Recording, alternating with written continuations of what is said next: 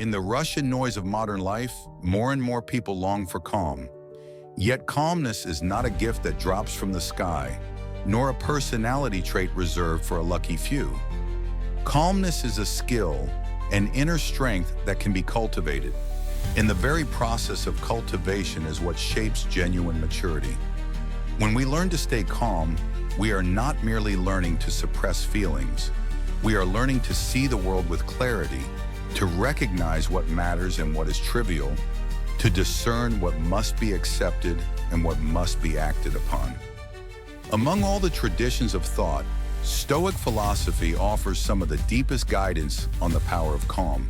Marcus Aurelius, emperor of Rome, a man who carried an empire on his shoulders, still sat down to write private meditations in the midst of war.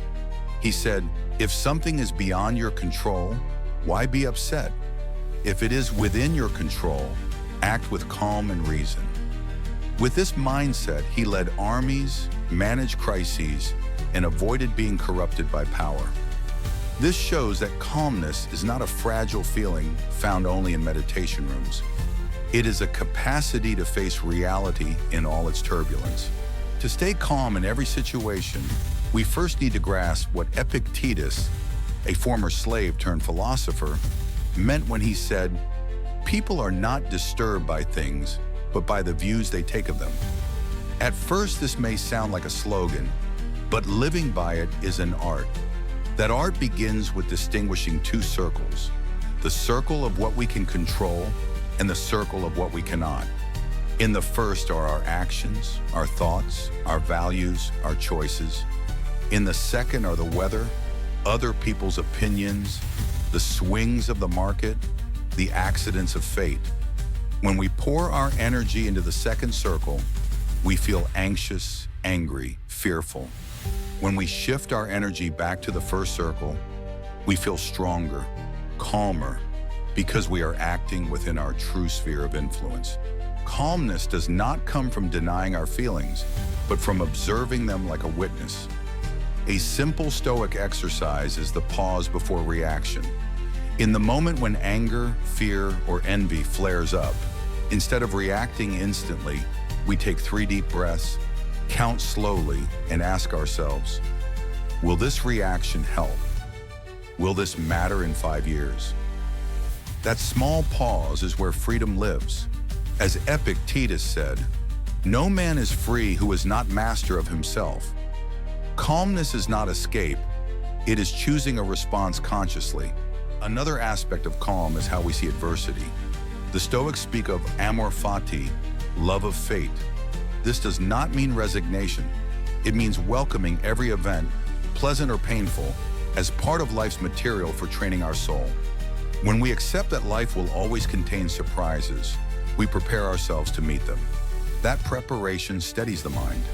A sailor who knows the sea may rage does not pray for calm seas. He learns to steer the ship through storms. This ability makes a real sailor.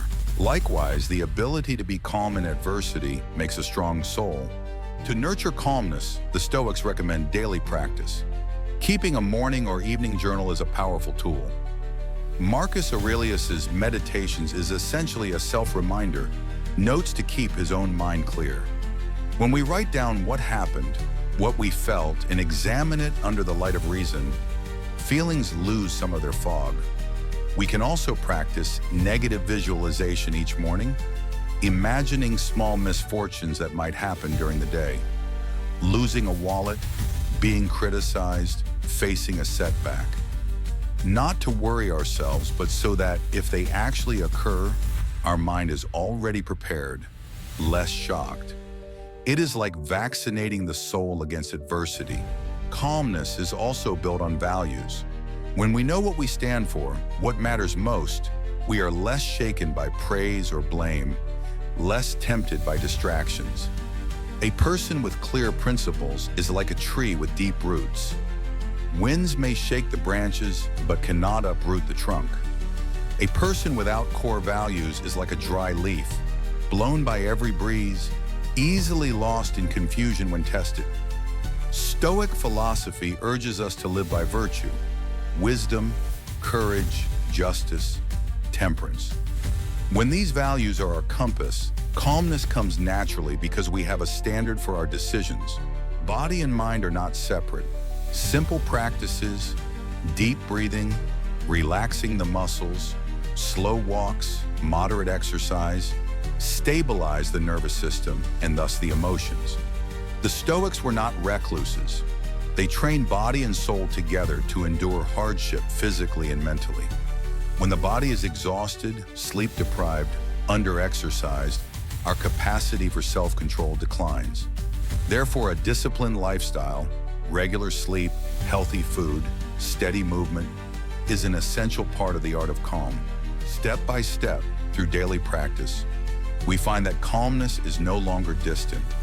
We notice we are less rattled by bad news, less angry at criticism, less fearful of sudden setbacks. This does not make us cold or indifferent.